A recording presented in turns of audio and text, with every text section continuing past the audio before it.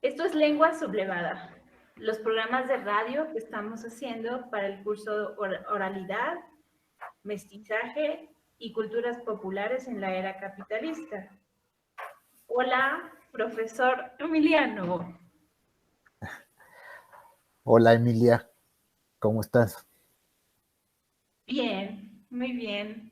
Pues emocionada y a la vez eh, un poco desconcertada por las formas que tenemos que hacer estos cursos. Pero bueno, van a salir muy bien. En este programa, la idea es conversar un poco e introducir los conceptos clave del curso. Vamos a profundizar con los materiales que les estamos proponiendo y vamos a hacer los foros, ¿no? Ustedes en el foro van a hacer sus comentarios, sus debates, sus ideas, van a hablar de, si ustedes lo desean, de su vida cotidiana, de su historia, de lo que ustedes decidan hablar, que les provoque los materiales que nosotros les estamos les estamos presentando. Hablaremos de memoria colectiva, escritura y mestizaje, y vamos a escuchar canciones que nos ayuden con los temas y también nos den un breve receso.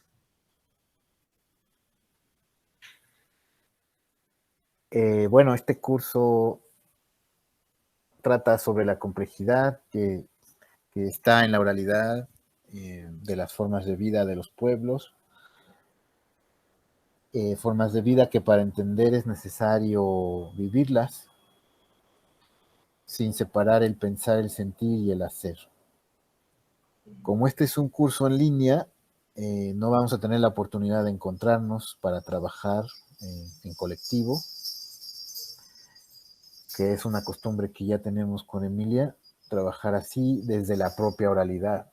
Y entonces, pues, se pierden las dimensiones no verbales de la oralidad, que son las corporales, paralingüísticas, simbólicas, musicales, afectivas, están brotando y alimentando las culturas populares, y que dan todas estas dimensiones, pues, la complejidad de la oralidad, ¿no? Su multidimensionalidad. Entonces, bueno, pues hay que asumir, y nosotros lo estamos haciendo, esta limitación de los cursos en línea, y pero sí creemos que aún así el curso puede ayudar a abrir preguntas, debates, generar ideas, eh, hacer cosas interesantes de manera colaborativa y que puedan ayudar o servir de algo a los y las participantes. Eh, Tal vez más adelante esas provocaciones, entradas o salidas que dé el curso, pues nos ayuden a ser sensibles, y a entender viviendo esto de la oralidad que recorre nuestros espacios y tiempos cotidianos. Eh, bueno, digamos que entendemos la oralidad y bueno, tú me vas corrigiendo. La oralidad está en el campo de la convivencialidad, es decir, la oralidad, como tú habías mencionado, está en los tiempos cotidianos y hay que vivirla, ¿no? No es una cosa que esté como estática, sino que está en permanente movimiento. Al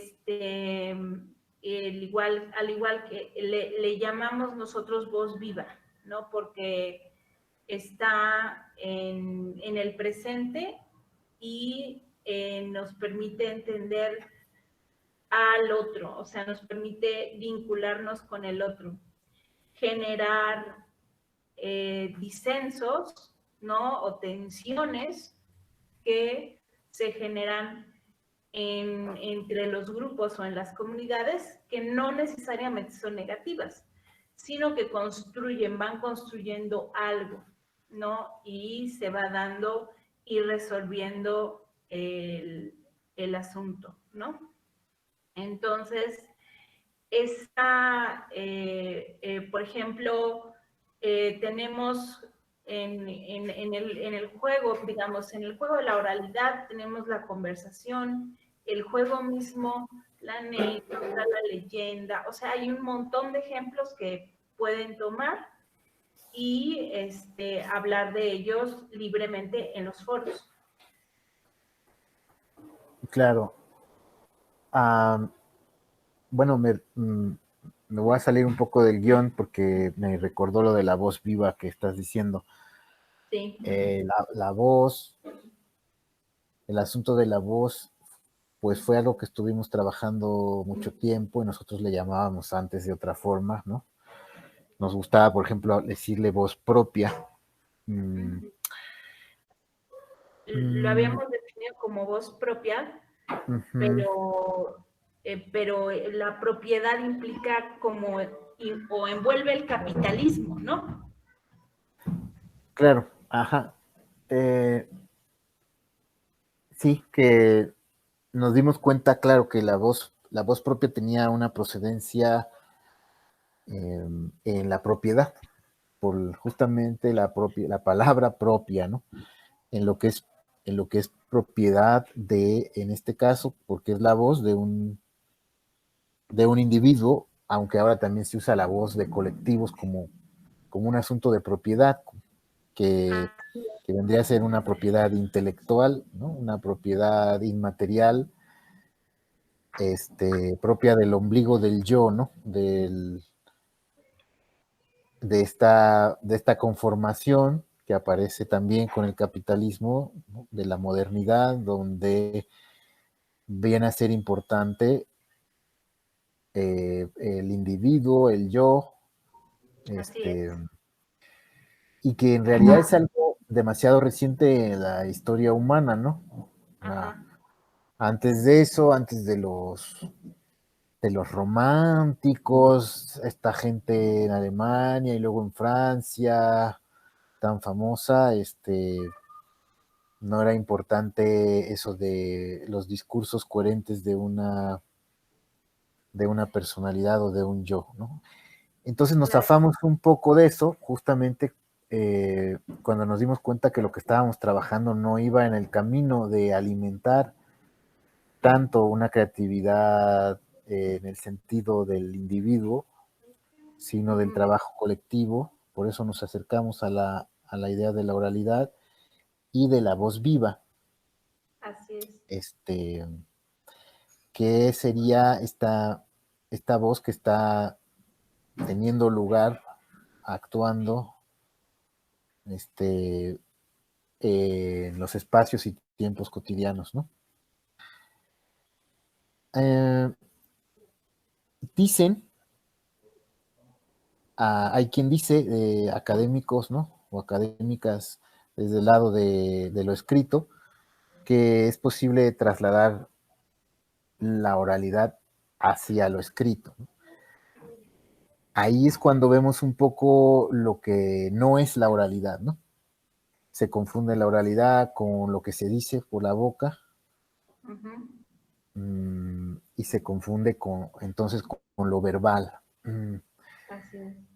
Porque a una novela, a un cuento, a una literatura podemos pasar, o a una poesía también podemos pasar ciertos elementos de la oralidad que son básicamente la dimensión verbal, lo que se dice, ¿no? Con las palabras, y tal vez un poquito, hay escritores que lo hacen, tal vez un poco a través de trucos gráficos, eh, puedes tratar de copiar cómo se dicen las palabras o el acento que se tiene, ¿no? Te ponía el ejemplo del sonido che, ch, en castellano, que hay muchos lugares donde la che se suaviza o se hace más dulce, ¿no? Como en Chihuahua, como en Andalucía, en la Mixteca, y entonces el escritor pues tendría que hacer algo ahí para ponerle una SH o alguna forma para que el lector sienta cómo suena.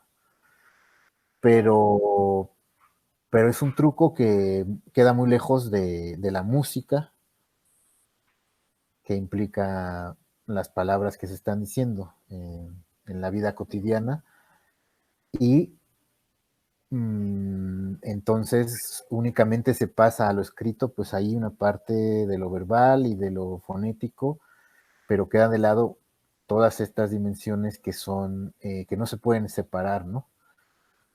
Afectivas, corporales, musicales, simbólicas y también históricas. Sí. Bueno, un ejemplo de alguien que trató de pasar la oralidad hacia la escritura es Cervantes, ¿no? Miguel de Cervantes. A él le tocó vivir una época muy difícil. O sea, yo,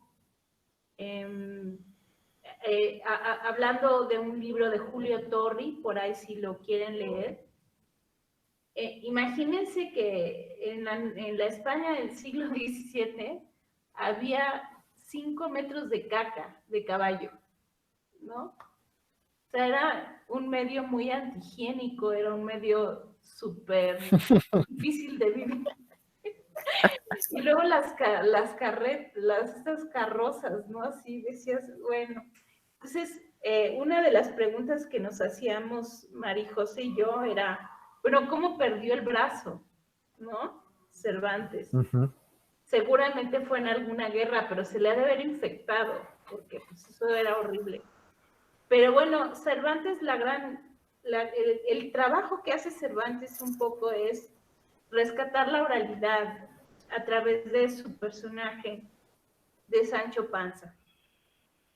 Sancho Panza intenta, o sea, más bien Cervantes intenta a través de Sancho Panza ser la voz viva de las culturas populares. Por supuesto que no lo logra, solamente logra rescatar la sabiduría de las culturas populares.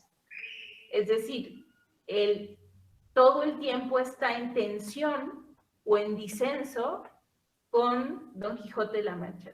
O sea, con Don Quijote, o sea, él le dice algo, digamos que hay una relación de respeto y de amor entre ambos, ¿no? Pero porque no existe uno sin el otro, pero esta tensión y este disenso que existe es fundamental para que la obra funcione y para que efectivamente Cervantes pueda rescatar la sabiduría de las culturas populares en España de esa época, ¿no? Entonces, el asunto de que estábamos hablando de la memoria colectiva, ¿no? De cómo la oralidad hace la memoria colectiva, es un poco lo que trata de hacer Cervantes. Y bueno, como tú dices, pues no, es imposible, es una locura. O sea, para entender el Quijote hay que leer el Quijote comentado porque es una locura, porque además emula tantas formas de escribir y tantas formas que se usaban en aquella época que es imposible como leerlo sin parar y entenderlo sin parar, ¿no? Sí. Pero sí, efectivamente, ha habido escritores como él, ¿no? Que trataban de decir, es que no sean mensos, o sea, realmente el que está viendo la realidad es Sancho y el que no puede aceptarla es Don Quijote, ¿no? Entonces, y lo que tú dices, o sea, Don Quijote realmente está, lo que estábamos comentando hace ratito, es que Don Quijote vive en la desesperanza. Cuando no es Don Quijote, cuando ujú, es Alonso Quijano, ujú, vive en la desesperanza y en la desesperación y en la tristeza y en el no sentido, ¿no? Entonces, por eso se lanza a tener aventuras, ¿no? ujú, Pero estas tensiones que ocurren entre Sancho y él son muy importantes porque, ujú, bueno, o sea, cómo ve Sancho la vida, cómo ujú, ve a Dulcinea del Toboso, ¿no? ujú. Cómo ve a la verdadera mujer, ¿no? De la que es Don Quijote se enamora y todo este asunto, Ujú, pues es real, o sea, ¿no? Es, es absolutamente real. ujú. Pero Don Quijote sigue como en el alucine y en el no creer que eso Sí. exista, ¿no? Ujú. Entonces, eso es lo interesante del Quijote. Y hay gente que lo ha estudiado y lo ha tratado y no, no, no entienden por qué, cuál es su intención. Ujú. Ni siquiera yo creo que él sabía cuál era su intención. Claro. Bueno, ahora que traes lo del Quijote, nos sirve para varias cosas de los conceptos que estamos viendo. Por ejemplo,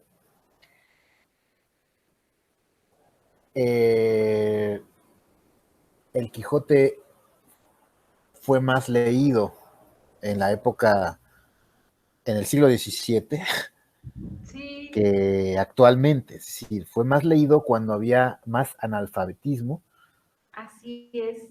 que ahora que hay más, pues que hay menos analfabetas, ¿no? Casi ninguno.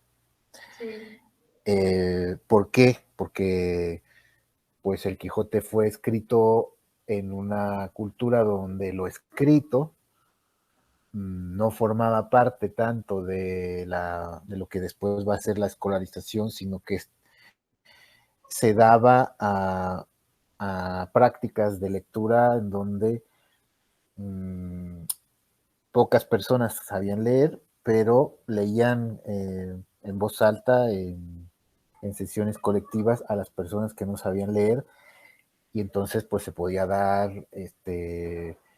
pues eso, el debate, la discusión, la risa, sí, el propio Quijote leído en un pueblo, claro, pues es otra cosa que se transforma, ¿no? No está preso de sus propias palabras, así es, escritas, ¿verdad? así es. Eso es lo que pasaba en esa época. Entonces se leía más, o sea, tenía más vida ese texto que lo que tiene ahora, que es uno de los libros menos leídos, más famosos, más clásicos, pero menos leídos justamente porque no Claro, se lee. claro. Y que Y además lleva llama la atención mm, bueno, me llama la atención, ya cuando lleguemos al barroco, en unidad 3 pasaba lo mismo que tú dices, ¿no? O sea, en los ujú, teatros de corral, en la ujú. calle, se recitaban los poemas de Lope, ¿no? Y pues la gente los interpretaba como podía y no importaba, ¿no? Cómo los recitaran. Claro, es que ese es otro punto que lleva el ejemplo del Quijote, que sería la relación entre estos dos polos que luego nos quieren decir que son dos polos que no se hablan, que serían como el agua y el aceite entre lo culto y lo popular, ¿no? Así es, Eh, Esta relación que se da en el siglo XVII, en el famoso siglo de oro, entre la literatura y las culturas populares, la oralidad, que tiene unos círculos virtuosos impresionantes, ¿no? Mucho de lo que escribieron los grandes poetas, estos Quevedo y Góngora y tal, viene de su, de palpar, de vivir esas culturas populares y de llevarlo, ¿no? A la poesía y de vuelta, ¿no? Mucho de eso, como dices, va a alimentar la oralidad, la literatura popular, oral, que se va a desembocar, a desbocar por todo lo que por ahí se llama el Caribe afroandaluz, que sería pues todas las sociedades relacionadas en torno a la colonización, ¿no? Así es. Castellana. Y entonces vamos a escuchar a Lope, vamos a escuchar en Lope versos que son que vienen de canciones populares previas y luego vamos a escuchar en canciones populares posteriores a Lope. Claro. Eh, Al parecer este gran mestizaje que aquí también implica formas culturales entre lo escrito y lo oral, no se ha vuelto a dar, ¿no? Es después con No, la, y es es después muy con la impresionante, ilustración. Uh-huh, es muy impresionante cómo sigue pasando uh-huh, en en las comunidades de hoy, ¿no? Este uh-huh, mestizaje no se ha ido. uh-huh, Digo, ya con otras características, uh-huh, pero se va hibridando, ¿no? uh-huh, Las culturas populares como que vuelven a inventar, este, y no nos vayamos muy lejos a las zonas aledañas de Iztapalapa, vuelven a inventar estos pensares, estos sentires, estos haceres, estos quehaceres, ajá, ¿no? uh-huh, Aunque nosotros ahorita lo estemos como dividiendo, ¿no? sí, Porque nosotros ya tenemos una educación escolar, ¿no? Y etcétera, etcétera. O sea, ya no nos es tan fácil sentirlo como vivo, excepto cuando lo estamos escuchando o cuando vamos a una fiesta, ¿no? Una de estas fiestas.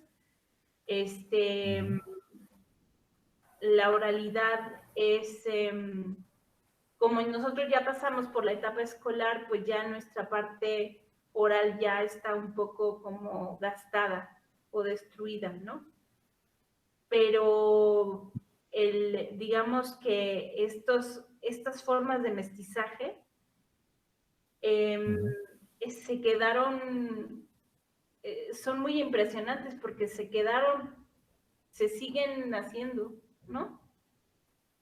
uh-huh, Ahora, pues estábamos oyendo a unos, bueno, unos amigos de pronto nos envían sus programas de radio pues el rock andaluz, o sea, ya hay como otras hibridaciones que vienen de otros lugares, ¿no? bueno, creo que aquí podemos hacer la primer pausa. Ex, Eh, Tú ya lo mencionaste, aunque bueno, después hablaremos de ello, sobre ajá, la memoria colectiva, ¿no? sí, Esta es una canción que tiene que ver con, sí, con la memoria colectiva, porque cuando la hemos tocado con los grupos, con la gente se abre esa memoria, escrita por los años 50 del siglo pasado, jóvenes de hoy, sí, dicen que al escucharla por primera vez, porque pues ya no suena mucho por ahí, pero al escucharla por primera vez, pues les trae las imágenes frescas de su propio barrio, claro, ¿no? Una canción que fue escrita hace 70 años. sí, Entonces, tiene que ver con la memoria colectiva y con estas maneras de lo que en cómo se relaciona las culturas populares con el espacio. Y el tiempo, ¿no? Entonces, pues ya no digo más, mejor la escuchamos y ya luego continuamos con el programa. Perfecto.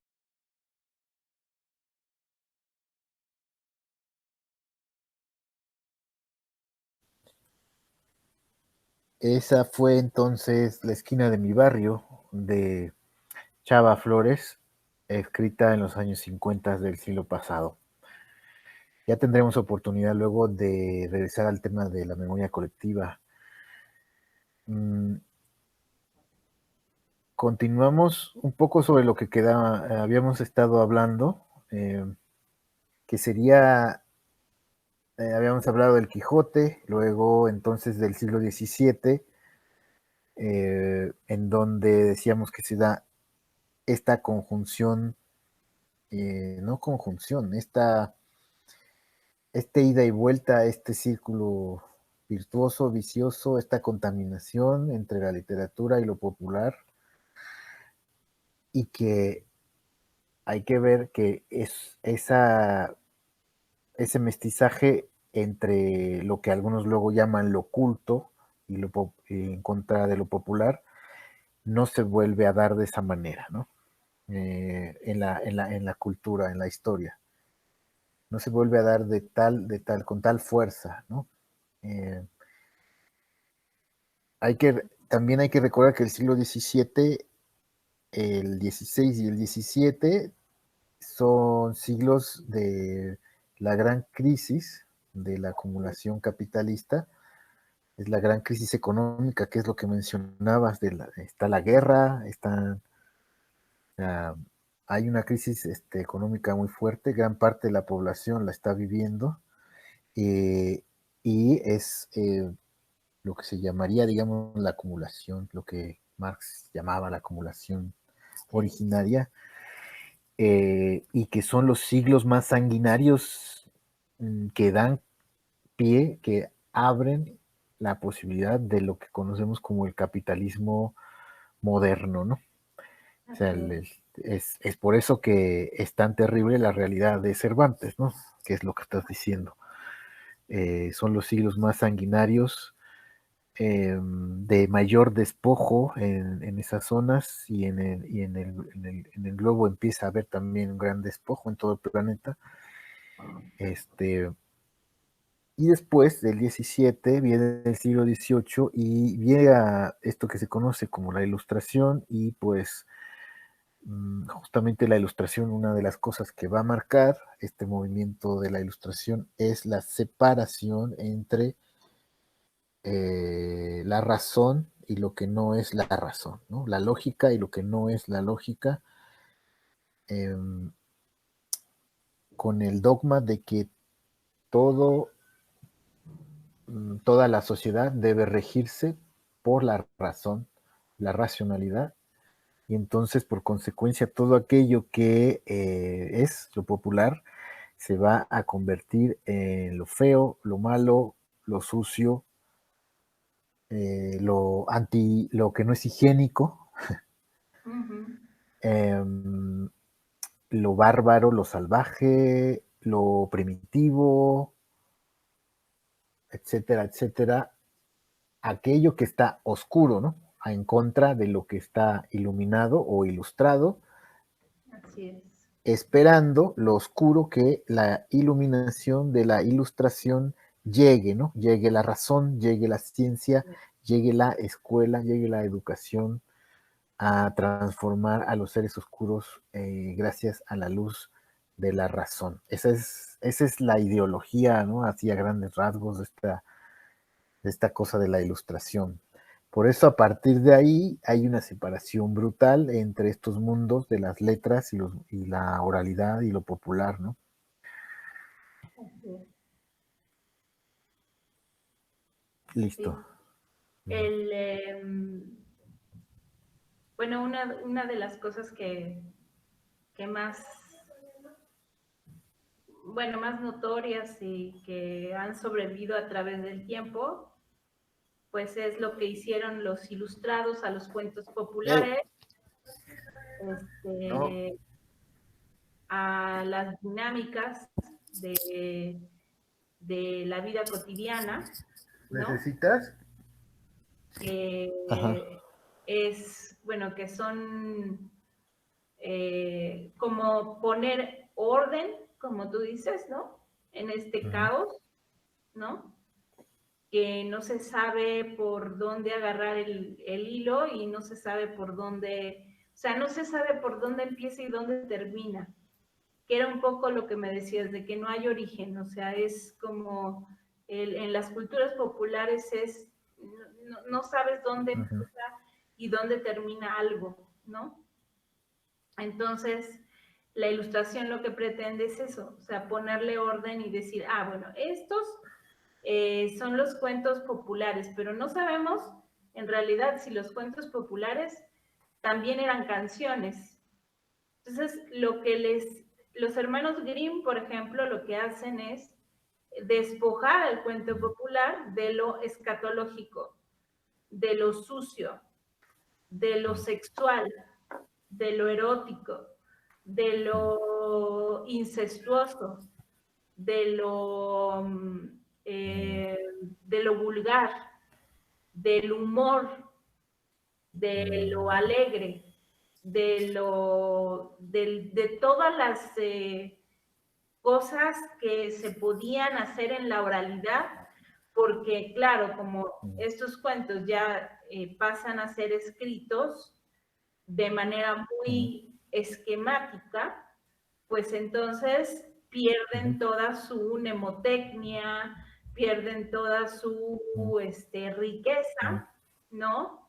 De oralidad y de dinámica en la vida cotidiana, porque debemos recordar que los cuentos populares y las canciones populares y todo lo demás, todas las culturas populares, eran formas de vida, ¿no? Entonces, a través de esta economía capitalista, lo que se da es un despojo, ¿no? De todos estos elementos, o sea, la economía capitalista lo que hace es quitar, ¿no? Y ordenar, ¿no? En pequeñas cajitas, todo lo que la cultura popular hace nudo, ¿no? De alguna manera, y que genera otra cosa y otra cosa y otra cosa, ¿no? Entonces, pues sí, lo que hacen los hermanos Grimm, Charles Perrault y todos estos autores, es decir, bueno, queremos rescatar la cultura popular o los cuentos populares de Europa, ¿no? Y entonces, pues se van con los alemanes y se van con los, imagínate, o sea, se van con los países y entonces empiezan a recoger o a robar estos cuentos y hacerlos legibles para la gente de la ilustración, es decir, para la clase Sí. de la burguesía, ¿no? Es lo que te iba a decir, que además le pasan la moral burguesa, ¿no?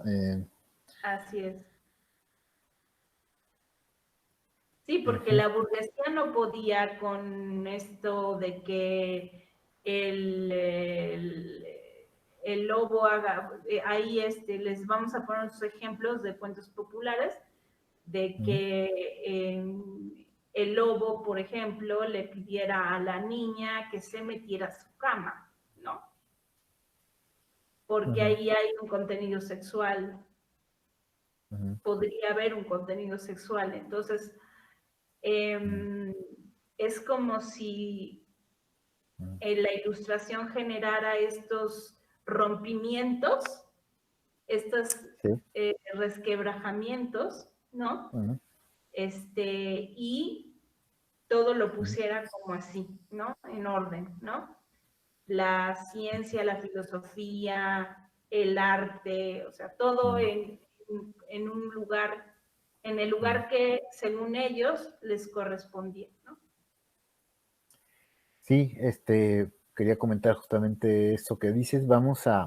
Se nos ha ocurrido que vamos a generar unas cápsulas de audio dedicadas solo a cuentos populares. Vamos a hacerlos, que van a estar ahí para el curso. Aparte, digamos, de estos programas donde estamos hablando más teóricamente, por decirlo así. Y también va a haber algunos materiales que hablan de esto que estás mencionando, que es el gran despojo, que empieza en la ilustración de las literaturas populares, orales, eh, y las diferencias, al menos de contenido, que sabemos, porque no sabemos bien lo que significaba, lo que era en vivo Caperucita Roja. No, No sabemos, ¿no? Sabemos que no. el tal perro, este perro, ¿o cómo? Eh, este conoció esos cuentos gracias a su nana, una mujer, ¿verdad? Que ya estaba ahí siendo explotada, ¿no? Para Así es. cuidar a los niños, les contaba sus historias, eso recuerda a una película reciente mexicana. Eh, Seguramente con mucho cariño les contaba esos cuentos que ella sabía de su propio pueblo. El perro se roba las historias, las transforma, como dices, las vuelve esquemáticas, les pasa la moral cristiana burguesa, Ujú. y luego ni siquiera les da el crédito, ¿verdad? Ni le pasa ninguna moneda, ni nada por el estilo de todo lo que gana y todos los prestigios que tiene, ¿no? Claro. Bueno, pues no sé si quieras comentar algo más o vamos a terminar. Sí, pues ya sería como la primera parte de este Ujú, podcast. ujú. Y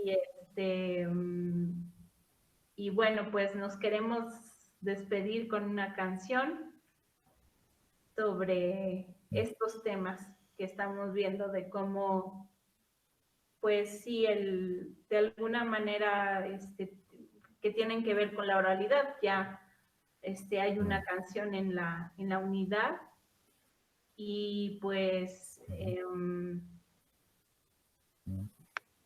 pues nos queremos despedir de ustedes con una canción bonita y pues a ver qué opinan ustedes y ya luego les pediremos que ustedes nos pongan canciones. Sí, es una cumbia que tocan Carmelo Torres y los Toscos, que son colombianos, y con ellos en esta canción está Edson Belandia, que hace la letra, ¿no? Tiene que ver con lo que hemos estado hablando y bueno, ya lo comentaremos en los foros a ver qué les ha parecido. Muy Bueno, bien. muchas gracias, Emilia. Nos vemos en el siguiente Podcast.